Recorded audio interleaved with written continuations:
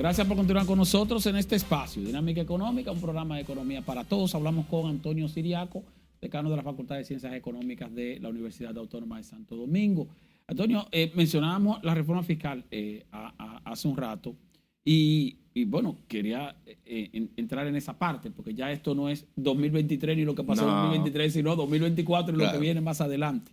Tenemos un año electoral, sabemos que en la primera mitad del año no se va a hablar de reforma fiscal, pero como usted decía anteriormente, quien gane quien gane, ya sea el presidente actual o que venga otro presidente, pues a partir de agosto habrá que hablar de una reforma fiscal. Ahora, cuando se plantea, porque hoy día estamos mencionándolo como algo muy fácil, claro, y no es tan fácil, pero aparte de que no es tan fácil, muchas veces las reformas fiscales o los parches fiscales que hemos tenido en las últimas décadas nos han permitido aumentar proporcionalmente, no mucho, la cantidad de ingresos, porque nosotros tenemos el tema de que esa reforma fiscal se aplica prácticamente sobre la mitad de los actores económicos, tomando en cuenta de que la mitad... Son parciales. Porque la mitad de la economía, un poco más de la mitad de la economía es informal. Entonces, ¿qué plantear en una reforma fiscal a los fines de que ciertamente tenga el efecto de un incremento notable de la capacidad recaudadora del Estado? Mira, tú sabes que el tema de la informalidad es un tema evidentemente que le quita capacidad recaudatoria a los gobiernos. Y habrá que buscar un mecanismo, básicamente, para que muchas empresas, y pequeñas y medianas empresas, que están en la informalidad, puedan tener esa confianza. Yo he planteado en algunos escenarios, incluso de pequeños empresarios, que el monotributo puede ser un mecanismo para uno generar en un primer momento una confianza en esos sectores. Mira qué ocurre. Cuando tú analizas, por ejemplo, y haces una especie de focus group con pequeños empresarios, bueno, son personas que desconocen muchas veces todo el tema de la tributación, no tienen educación tributaria, cualquier información se le hace y se le dificulta entenderla, ven eso como un costo, hay temores cuando quizás lo llaman de la DGI o se quieren auscultar ante la DGI. Entonces yo lo que creo es que en un primer momento aquí debe haber una franja de pequeñas empresas que tú tienes que decirle, mira, tú vas a pagar un porcentaje mínimo de tus ingresos, ¿tú entiendes? Mínimo, pero que tenga esa certeza, sencillamente, y que sea fácil, que no lo vea como una complicación en el sentido que tiene que pagar un contador, sino que si son 10,000 pesos, si son 20,000 pesos, ¿qué? Pero lo vea bien claro. Y eso es un elemento importante para generar confianza. Ahora, eso se ha planteado en anteriores propuestas de reforma. Pero eso en determinados franjas. La crítica y cosas le dan para atrás. Bueno. Porque aquí pasa mucho eso. Yo escuchaba recientemente al amigo Luis Reyes, economista también, sí. Que entonces hablaba sobre, señores, hay que pensar en la economía política. La economía política en el sentido de que no es lo que hay que hacer en una reforma, sino los actores que inciden para que la reforma se dé o no se dé. Pero mira, déjame decirte lo siguiente. Mira, cuando aquí se aplicó el 4%, yo entiendo que en ese momento el presidente Danilo Medina pensó más en los beneficios políticos que en los costos políticos. El 4%. Sí. Y en realidad le dio resultado, porque al final, cuando tú puedes decir y puedes criticar, pero cuando usaste ese dinero para hacer construcción, bueno, al margen de cualquier cosa pero eso le dio una retribución política importante. Entonces, yo creo que las reformas, gane quien gane, y que tiene que ser a partir ya del año 2025, porque ya cuando seguramente, aquí se ha discutido mucho incluso todo el tema de la reforma fiscal. ¿Cómo quiera que sea exactamente? ¿Sería a partir del 25? Del 25. Discutirlo en el 24. Pero yo creo que los beneficios políticos pueden ser mucho mayores que los costos políticos. El caso de la... Con la condición, Esteban, que cuando eso se inicie, por lo menos debe haber una reactivación de la economía. La economía, tú no puedes hacer una reforma con un crecimiento de un 2.5 o un 3. porque Sí, al tiene que haber final cierto nivel de cierto actividad nivel de económica, que la gente y las empresas puedan mejorar su nivel y su capacidad de ingreso y que puedan asumir un sacrificio, pero tú no puedes plantear una reforma tampoco cuando tú tienes una economía que no está creciendo. Otros aspectos que se mencionan, lo del monotributo para ir captando, vamos a decir, sectores que están en la informalidad. Que están en la y informalidad. que vayan a semiformalizarse. Claro. Y eso te va a garantizar ingresos. Claro. La otra parte está el planteamiento que hace. Por ejemplo, el Fondo Monetario Internacional, cuando habla de la necesidad de una reforma fiscal, menciona dos aspectos fundamentales. Ampliación de bases imponibles de impuestos ya existentes para aplicárselo a sectores a los que no se le está aplicando. Claro. Y la revisión de los llamados incentivos fiscales o gastos tributarios, como se le llama, que son las exenciones que tienen en muchos sectores en la República Dominicana y donde se dice que esas exenciones pueden superar los 300.000 millones de pesos. Ahora, tanto una cosa como la otra se tornan difíciles.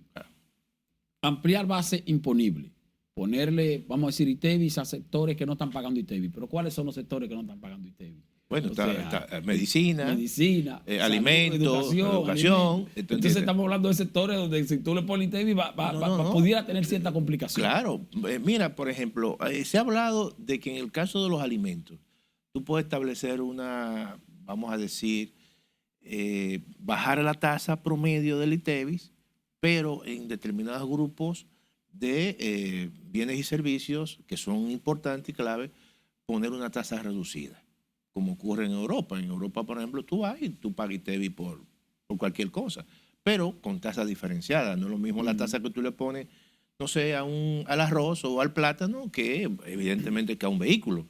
Pero en caso de que sean tasas muy reducidas, porque incluso aquí hay productos alimenticios que están en la canasta de los grupos de alimentos de bebidas no alcohólicas que pagan ITEVIS. Entonces, pero lo pagan muy bajita. Sí, pero ahí estamos hablando entonces de un impuesto que empezaría sobre la población.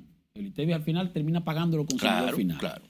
No precisamente, en caso de... no precisamente el sector productivo o el sector empresarial. Entonces, para el sector empresarial, uno plantearía, bueno, tú tienes el caso del impuesto sobre la renta, pero el impuesto sobre la renta ya tiene una tasa que subirla por encima del nivel que está, 27%, sería también un exceso. Y hay un nivel, además de que tú tienes un nivel alto de evasión. De evasión en esa área. Entonces, más alta que en el ITEVIS. Entonces, eso de controlar la evasión es un reto importante, pero aparte de eso, Siriaco, tiene mucho que ver con lo que estamos mencionando de las exenciones tributarias.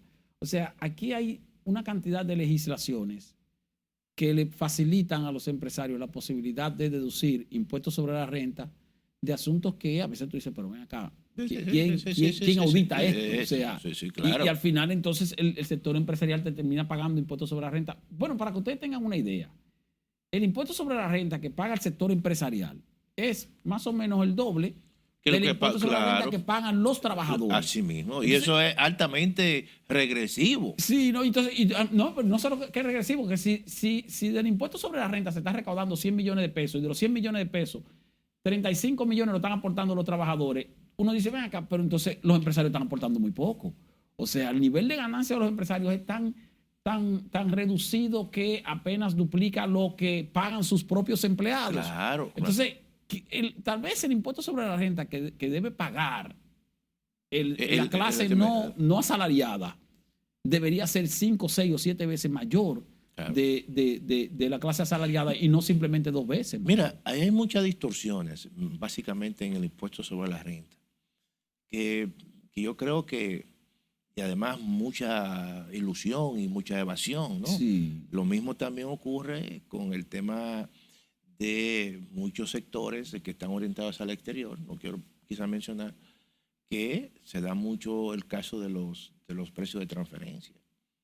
Y a mí me llama mucho la atención cuando yo reviso, por ejemplo, las estadísticas fiscales que presenta la DGI, que hace un resumen básicamente de cómo es el comportamiento de los beneficios por sectores, ¿no? Por grandes sectores.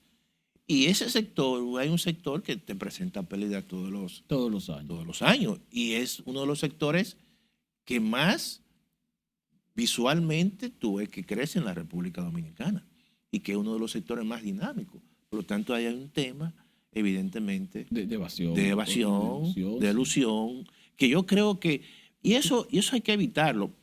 Mira, y yo creo que la República Dominicana, el hecho, y ya se ha planteado eso, y en otros países se hace, tú decir, mira, dame un adelanto no por los beneficios, sino por el nivel de ingreso que tú tengas.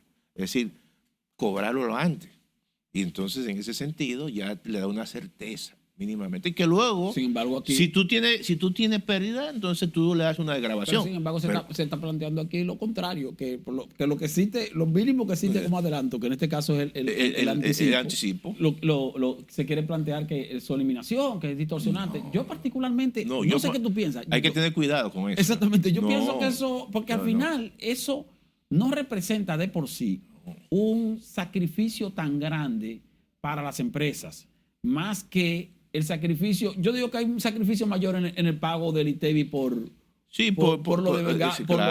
facturado y no lo de verdad. Claro. Porque ahí tú tienes que buscar cómo quieres ese capital y aportarlo. Eso es peor que el anticipo, porque el anticipo como quiera es fruto de una ganancia que se produjo. Ahora, el otro aspecto, Siriaco, que también es un aspecto un tanto delicado, es que yo percibo que hay una cantidad o un aumento extraño de empresas que están llamadas a ser empresas nacionales adhiriéndose a el régimen de zona franca.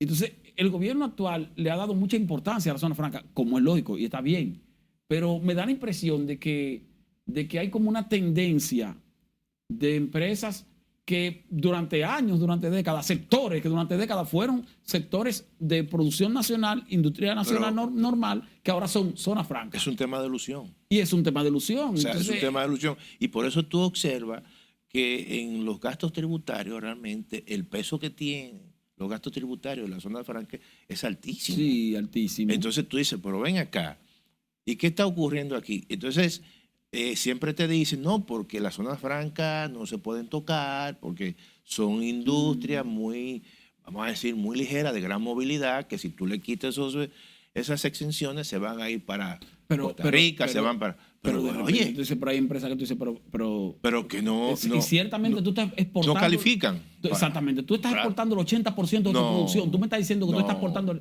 Bueno, yo voy a poner un ejemplo aquí, lo voy a decir así en voz alta.